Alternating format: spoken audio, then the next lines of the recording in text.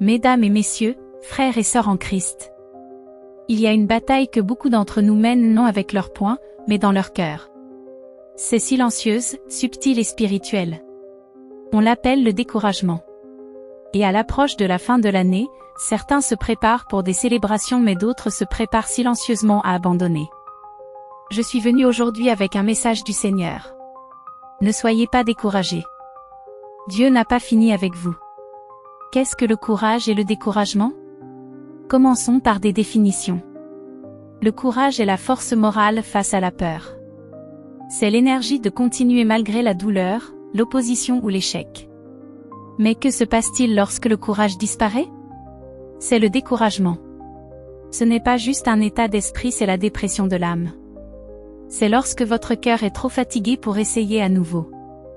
Le psaume 42 verset 5 dit: Pourquoi es-tu abattu, ô mon âme? Pourquoi es-tu dans l'agitation au-dedans de moi? Mets ta foi en Dieu. Le découragement est dangereux car il paralyse l'action, fait taire la prière et tue l'espoir. Les causes du découragement. Pourquoi sommes-nous découragés? Les mots des gens, quelqu'un a dit, tu échoueras. Et ces mots ont construit une prison. Les échecs répétés, vous avez essayé une fois, 2 fois, 10 fois, et vous avez toujours échoué. Le temps, vous pensiez que les choses changeraient en 1 an. Maintenant, cela fait 10 ans. La fatigue, l'épuisement mental et spirituel peut vous donner envie d'abandonner tout. La comparaison, les autres réussissent tandis que vous semblez être coincé. Parfois, c'est même spirituel, un murmure maléfique dans votre âme. Tu n'y arriveras jamais. Tout le monde réussira sauf toi. Esdras 4 verset 4 dit.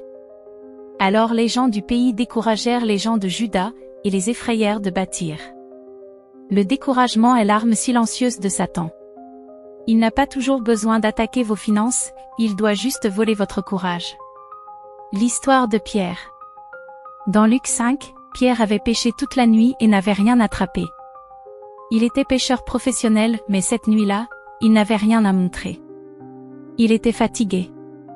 Il lavait ses filets. C'était fini. Puis Jésus arrive, non pas avec du réconfort, mais une demande. Donne-moi ta barque. Jésus n'a pas d'abord offert des poissons. Il a demandé un service. Et Pierre, bien que découragé, a donné sa barque vide. Leçon. Même quand vous n'avez rien, donnez à Dieu votre rien. Il le transformera en quelque chose.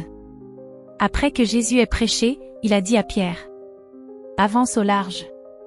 Jetez vos filets. Pierre a répondu: Maître, nous avons peiné toute la nuit et n'avons rien pris. Mais à ta parole, je jetterai le filet.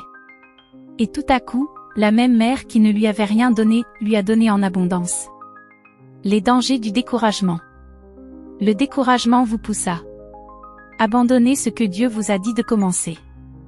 Douter de votre appel. S'éloigner du mariage, du ministère, de l'école, de l'objectif. Certains jettent leurs filets au lieu de simplement les laver. Il y a une différence entre laver votre filet et le déchirer. Laver dit, je suis prêt à réessayer plus tard. Déchirer dit, je n'essaierai jamais plus. Galates 6 verset 9 dit. Ne nous lassons pas de faire le bien, car au moment propice nous moissonnerons, si nous ne nous relâchons pas. Ne renoncez pas avant le miracle. Les poissons sont encore dans la mer. Vous avez juste besoin d'une parole de Jésus. Le découragement dans des domaines spécifiques.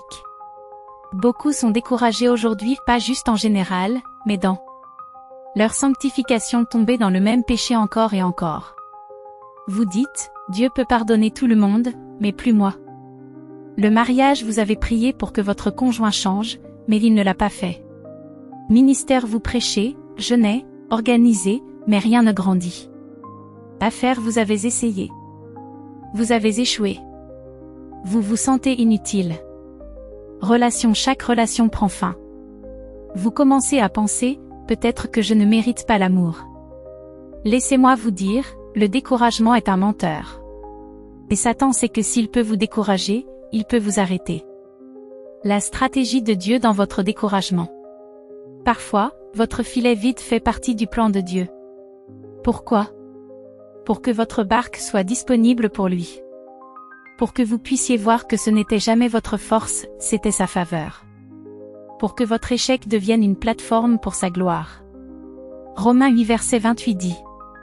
Tout concourt au bien de ceux qui aiment Dieu. Même votre échec a un but. Dieu a utilisé la nuit vide de Pierre pour le préparer à la Pentecôte, où il attraperait non des poissons, mais 3000 âmes. Aujourd'hui, vous pleurez sur des poissons. Mais demain, vous prêcherez aux nations.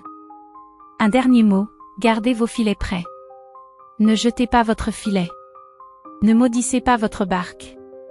Ne vous éloignez pas de votre but. Votre saison vide n'est pas votre saison finale.